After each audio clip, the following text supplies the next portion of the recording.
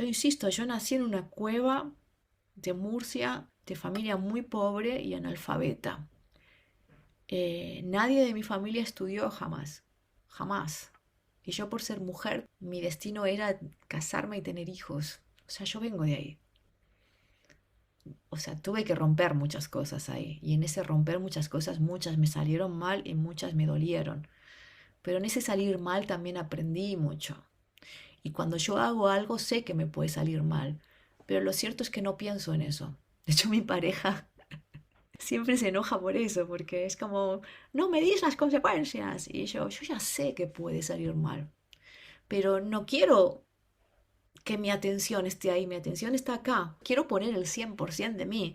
Si eso luego falla, bueno, por lo menos no me siento mal porque dije, ¿y si hubiera hecho? No, ya lo hice.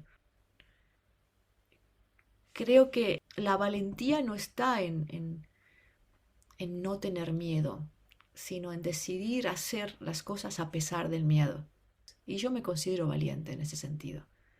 Mi mente es muy imaginativa, muy creativa, no por un entrenamiento, sino porque naturalmente es así. De pronto digo, ay, ¿por qué no hacemos esto? Y lo hago. Y ya está. Y a veces me sale bien y a veces no tan bien. Pero lo hago, sí, lo hago.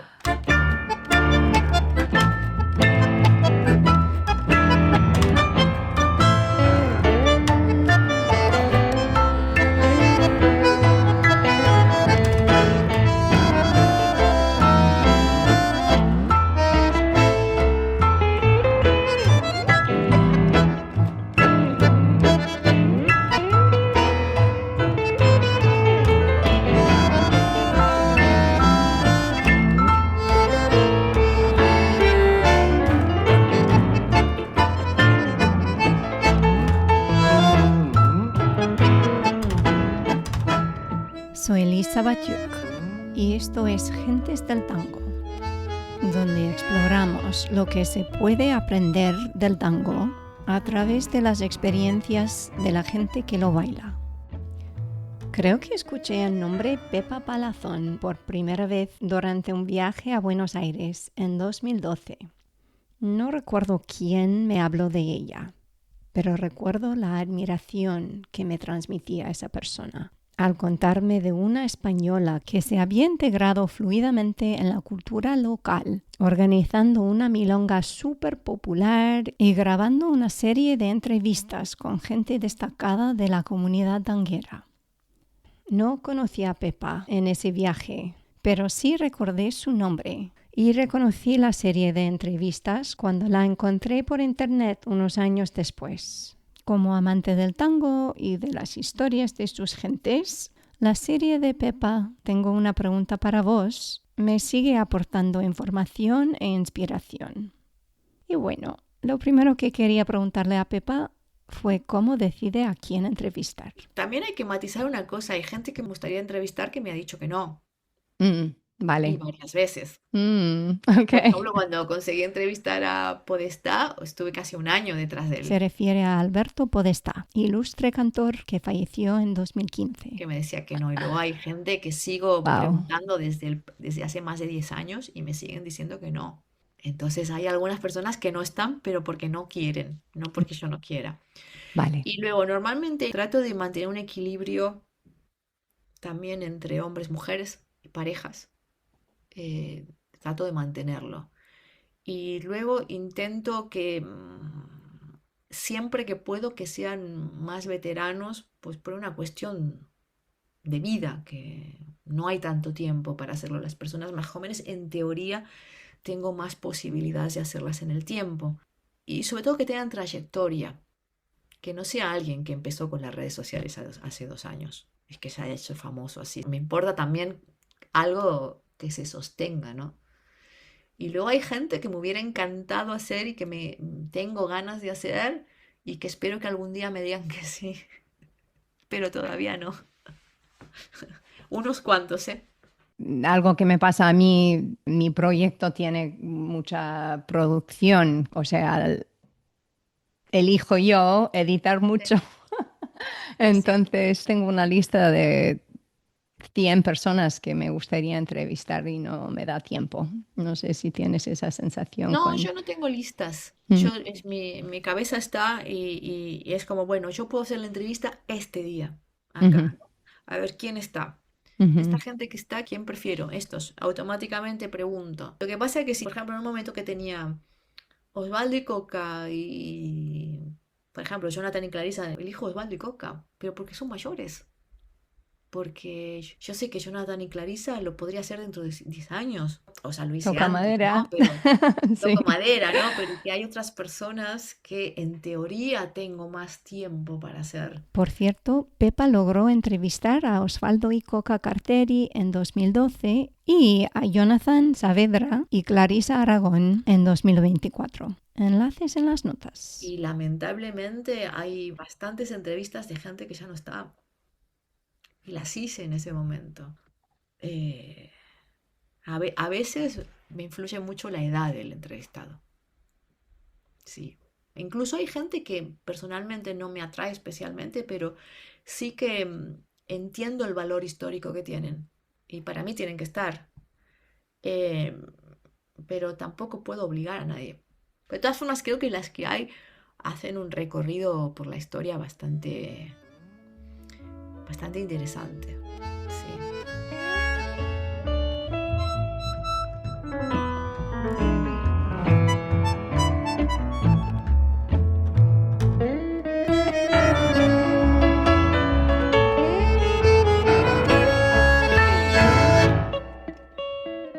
Pepa lleva años viviendo del tango, pero no de sus entrevistas, a pesar de su valor incuestionable. Afortunadamente, parece que una mente creativa, junto con valentía y pasión, pueden abrir muchos Yo caminos. nací en España, en el sur, en Murcia, en una cueva. Una cueva es un agujero, una montaña, porque mi familia es muy humilde. Em, yo nací entre dos hermanos que murieron, entonces mis papás no se pudieron ocupar mucho de mí y a los 4 años, me refiero, estaban con mis hermanos enfermos, o sea, yo me cuidaba mi abuela y ellos estaban también, ellos hicieron un gran esfuerzo, o sea que no es que no me cuidaron, pero digamos que no tenían la atención, no podían estar. Y después cuando mis hermanos murieron nos llevaron a todos a Barcelona, entonces yo me crié en Barcelona. Yo crecí en Barcelona toda mi adolescencia y la primera parte de la universidad la hice en Barcelona y a los 19 años me mudé a Madrid porque quería ser como Pablo Neruda, El renombrado poeta chileno. pero mujer. Y me fui con el pasaje de ida y nada más, sin plata, sin nada, porque quería experimentar. Y llegué a la conclusión de que cuando uno pasa hambre no es tan creativo como uno puede pensar, o sea que es mejor tener la panza llena. Empecé estudiando filología, después me cambié a ciencias de la información y nada, durante la carrera ya empecé a trabajar en una agencia de prensa, después me pasé a Canal No, después a varias cadenas. Estuve 15 años trabajando en televisión. Hubo un tiempo que trabajé delante de cámara, otro tiempo detrás de cámara, los últimos 8 años dirigiendo y estaba tan estresada que decidí tomarme un año de parar porque si no, no estaba bien. Y me fui a Buenos Aires porque en ese momento yo ya bailaba tango. Yo bailé muchos años salsa y me acuerdo que me presenté a un campeonato de Europa porque mi maestro iba y su pareja se lesionó y me dijo, ¿querés venir conmigo? Y fuimos y ganamos, pero yo me lesioné en esa final. Y entonces en la recuperación, una amiga me dijo, bueno, como la salsa me refiero de competición, es muy exigida con la pierna, y yo tenía mal la rodilla, puedes bailar tango que es más tranquilo. Al principio bailaba un poquito de tango, un poquito de salsa, y después más tango, menos salsa, y después solo tango. Entonces fui un año a Buenos Aires a descansar y me gustó mucho, mucho, mucho. Cuando se acabó la plata, los ahorros, me propusieron volver para dirigir un programa que era X Factor, el Factor X español. Era la segunda edición, yo había hecho la primera y volví al mismo lugar, o sea, la misma productora de televisión, a la misma cadena, con casi la misma gente, pero yo ya no era la misma persona. y ya no quería esa cosa de esa competitividad salvaje, ese estar solo pendiente de las audiencias. Lo único que quería era irme a bailar, nada más. Y bueno, cuando terminé el programa, me fui a Buenos Aires otra vez. Y cuando se acabó la plata, ahí me dije, hay que tomar la decisión. O volvés y volvés a la tele y ya, o te quedás y te quedás y ya. Y decidí quedarme. Me quedaban, me acuerdo, me quedaban como 200 pesos en ese momento, no tenía más plata. Y no tenía papeles, no tenía nada.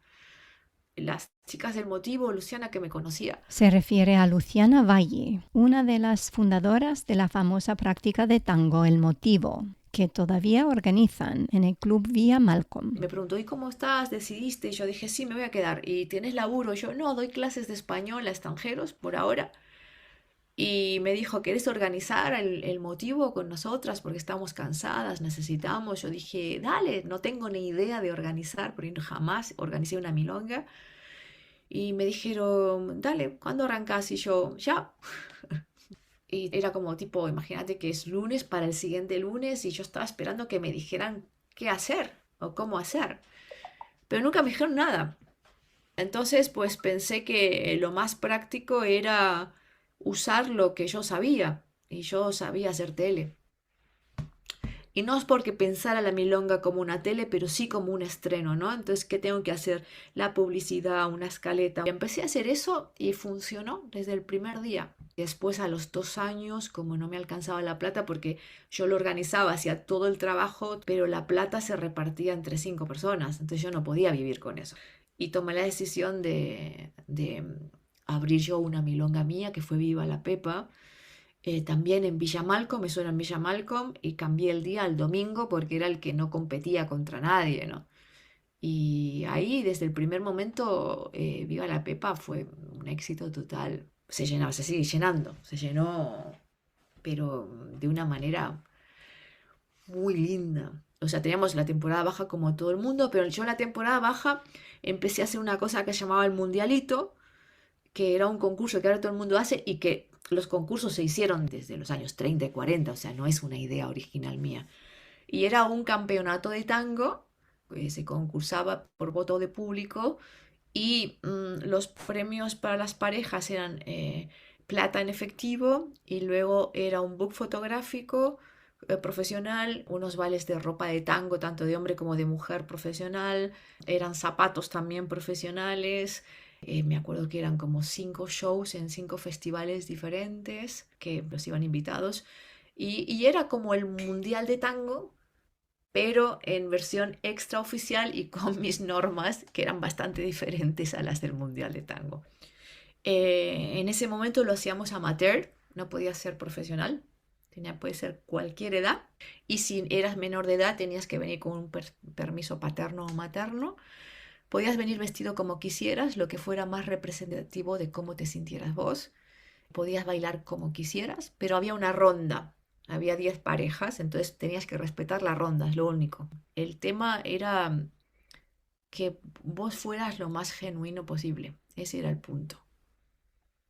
Ya está, si vos querías venir de pantalón corto, da igual.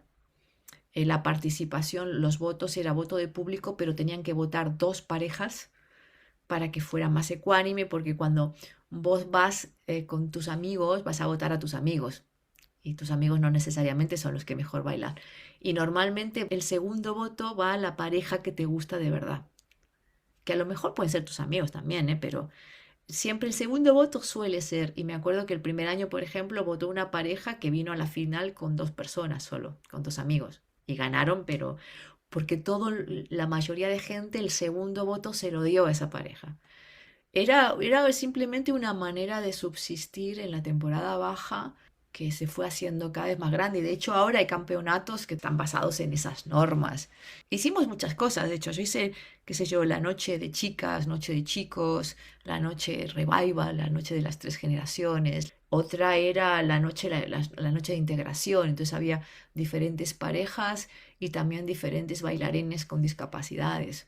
La noche de chicos se empezó a hacer hace muchos años y eran bailarines profesionales bailando entre ellos, con show y todo, y teníamos unos árbitros de pista que fueron los primeros Pancho Martínez Pey y Flavio Catuara, que iban vestidos de árbitros de fútbol y explicaban las normas de circulación, porque había un problema importante, bueno, sigue habiendo un problema importante de circulación en las milongas. Pero además yo hacía otra cosa, yo a los participantes no les cobré nunca. Y el campeonato duraba 2 meses, porque había como cada semana se hacía rondas, luego cuartos de final, final, no sé qué. Y la gente que participaba, o sea, cuando participaba no tenía que pagar nada, pero luego si se no clasificaba, durante todo el mundialito tenía entrada gratis. Pero era como una norma, vos tenés que venir y tanto ganes como pierdas todo el campeonato, tenés acceso para compartir con el resto de compañeros. Y la gente venía y era muy lindo ver eso, cómo animaban entre otras parejas, cómo se juntaban después o cómo se juntaban a practicar.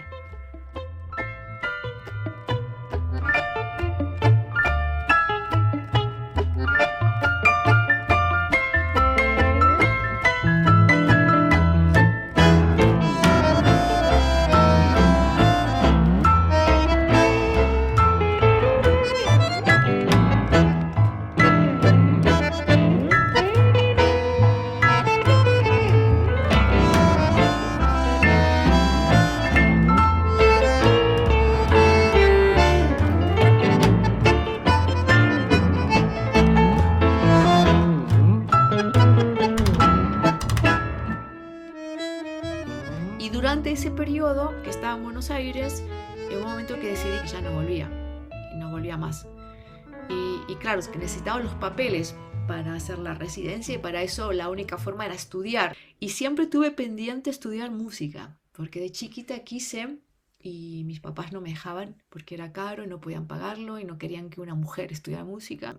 Y entonces me metí en el conservatorio, hice 2 años en el SADEM, que es el Sindicato de Músicos Argentinos, para hacer el examen de preparación para el ingreso. Lo aprobé y entonces hice la carrera. Yo ya empezaba a dar clases de musicalidad, pero en la pandemia ya lo estructuré con las clases online y ya ahora solo me dedico a eso y hago el festival. Enlace en las notas sobre el festival que Pepa organiza en Madrid, España. Una vez al año y cuando voy a Buenos Aires hago la milonga una vez y tengo una pregunta para vos, pero ya mi eje central son las clases de musicalidad. Antes vivía de las clases que era, o sea, daba la milonga siempre y las clases que podía, después fue las clases.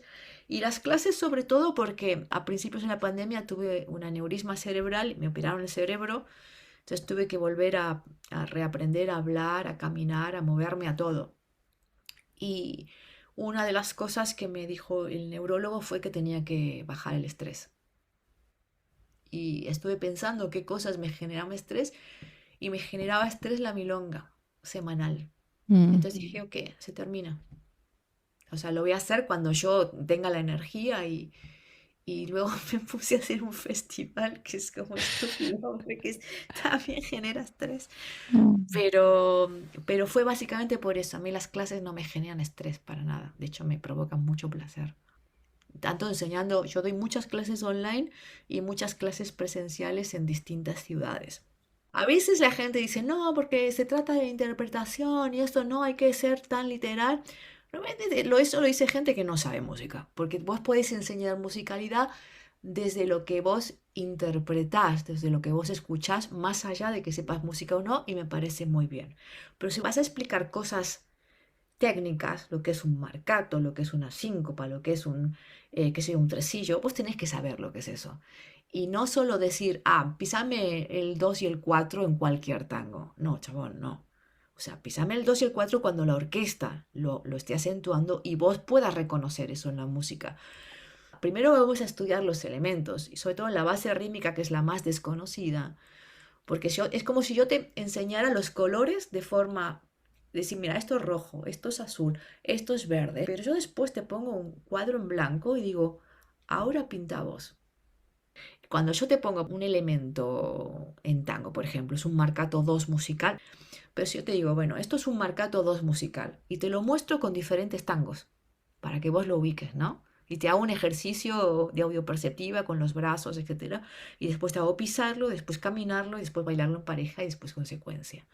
Pero te digo, normalmente, no siempre, Pero normalmente cuando escuches este tipo de marcatodos, muchas veces viene una síncopa a tierra después. Entonces, ¿qué hago? En esa clase te busco tipo 9 tangos diferentes de 9 orquestas diferentes con ese recurso. Porque para que vos lo empieces a interiorizar y cuando escuches eso sepas que después viene una síncopa. Enlace en las notas con un video de Pepa demostrando un marcatodos musical con una síncopa a tierra. Yo enseño muy literal para después que vos puedas romper eso, porque después en la melodía hago lo mismo y después lo uno y empezamos a jugar un mismo fragmento de distintas maneras. Para que cuando vos salgas a la pista, pues además yo lo digo siempre, en clases como un gimnasio musical, vengo a entrenar esto y esto y esto, pero en la pista ya no es entrenamiento. Vos dejate ir con lo que sientas en ese momento, porque cuanto más trabajes esto, más opciones vas a tener. Y la dificultad viene en que después vas a tener que elegir. Una cosa es bailar esto siempre y otra cosa que la música está haciendo otra cosa y que vos empieces a escuchar que en esta línea musical hace esto, que en esta otra hace esto y que en esta otra hace esto. Ahí es donde empieza tu tango, no el mío. Entonces eso de que vos no tenés por qué saber música, pero ¿por qué no vas a estudiar la música que tiene que ver con el tango, que tiene que ver con tu danza? Yo no te digo que vayas al conservatorio, no tenés que hacerlo. Yo lo hice y me pareció maravilloso, pero no tenés que hacer eso, pero sí pensar que una clase de musicalidad no es una hora en un festival. Tengo gente que lleva 5 y 6 años seguidos conmigo cada semana. Yo normalmente dedico 6 clases al vocabulario básico con ejemplos concretos, no es teoría. No es esto y te vas a levantar y lo vas a bailar. Bailar, primero es caminarlo, simplemente. Y te voy mostrando todos los elementos con distintos tangos, distintas orquestas, etc. Después paso a otra parte, a otro bloque, en el que explico las 4 orquestas grandes, porque todo el mundo quiere eso: Di Sarli, D'Arienzo, Pugliese, Troilo.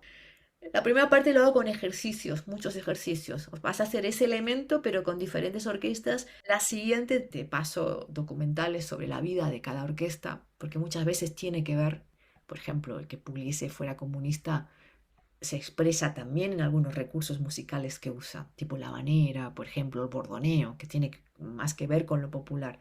Te explico como los rasgos. Después te explico los padres de esas orquestas. Porque si vos entendés Fresedo, puedes entender muy bien a Di Sarli o a Caló, por ejemplo. Para empezar a entender Pugliese necesitas tener una base de Julio De Caro. Para mí, que no la necesitas, pero te suma un montón, ¿no? Para entender el primer proceso. Y después empiezo a trabajar ya tangos individuales con otras orquestas también, como para que ese conocimiento que se ha ido adquiriendo, decir, bueno, ahora lo vamos a poner lo vamos a poner. Y cuando ya tengo un conocimiento con una base fuerte de tango, empiezo con vals y milonga.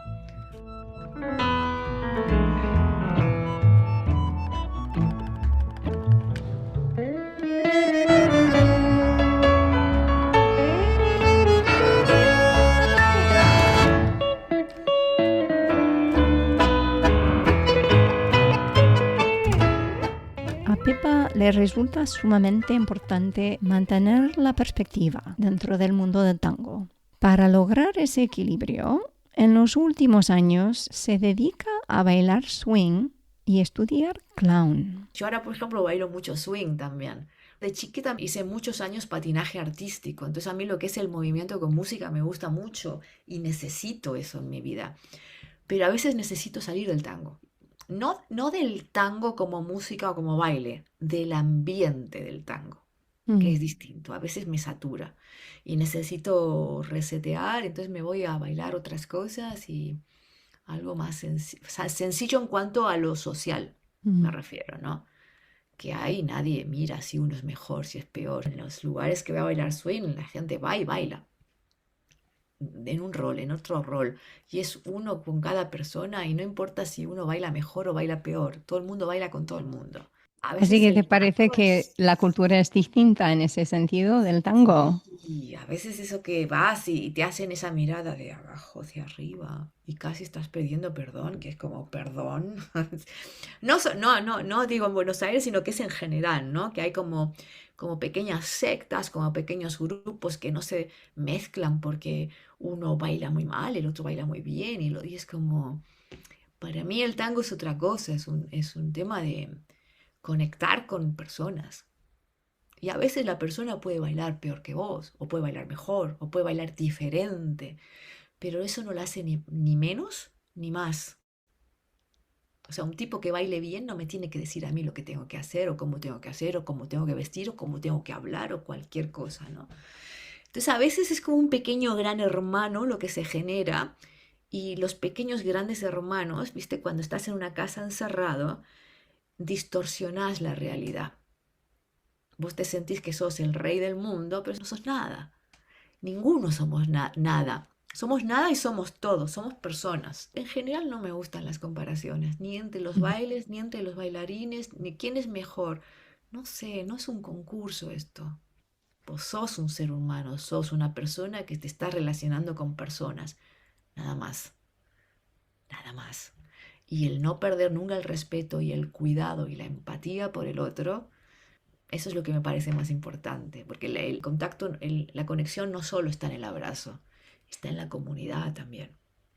Yo al principio con el tango lo pasé un poquito mal en el sentido de que yo soy muy amiguera y eso que a veces se me nota que tengo la distancia, pero eso la puse después, porque yo pienso que cuando alguien viene, sí, ya somos amigos y a mí ser amigo es algo como hay como una comunión, como una conexión, y a veces no te das cuenta de que los conceptos en otros ambientes son distintos, ¿no?